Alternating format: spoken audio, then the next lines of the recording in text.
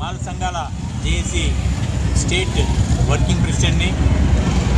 ఈరోజు ఇక్కడ నిరుద్యోగులైన బీఈడి విద్యార్థులు చేస్తున్న ఈ నిరసన ప్రదర్శనకు మాల మహానాడు తరఫున మేము పూర్తి మద్దతు తెలియజేయడానికి ఇక్కడ రావడం జరిగింది.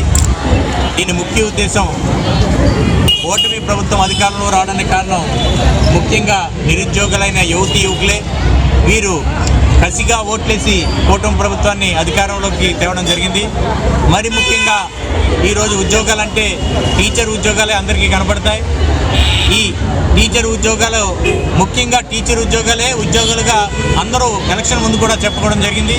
చంద్రబాబు గారు కూడా 5 సంవత్సరాల్లో 5 సార్లు కూడా మెగా డిఎస్సీ లేసి ఈ విద్యార్థులందరినీ కూడా ఉద్యోగాలు ఏర్పాటు చేస్తానని ఒక హామీ ఇచ్చి వీరందరూ ఓట్లు పొందడం జరిగింది.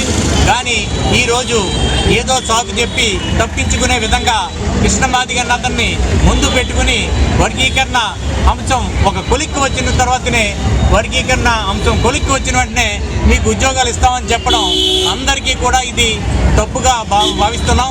ఎందుకంటే నిరుద్యోగులైన అనేక మంది యువతీ యువకులు రాష్ట్రంలో సుమారు 6 లక్షల మంది వారి తల్లిదండ్రులు పెళ్ళైతే వాళ్ళ భార్యలు ఎన్నో కష్టాలు అనిపిస్తున్నారు.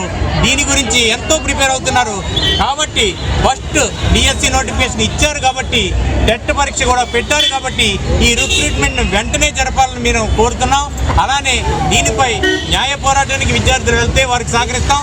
అలాగే ప్రజా పోరాటం ఎక్కడ చేసినా కూడా వారికి అన్ని చోట్ల కూడా మాల మహానాడు సంఘాలు పూర్తి సహకారం అందిస్తాయని మేము తెలియజేస్తున్నాం. జై భీమ్, జై పీవీ.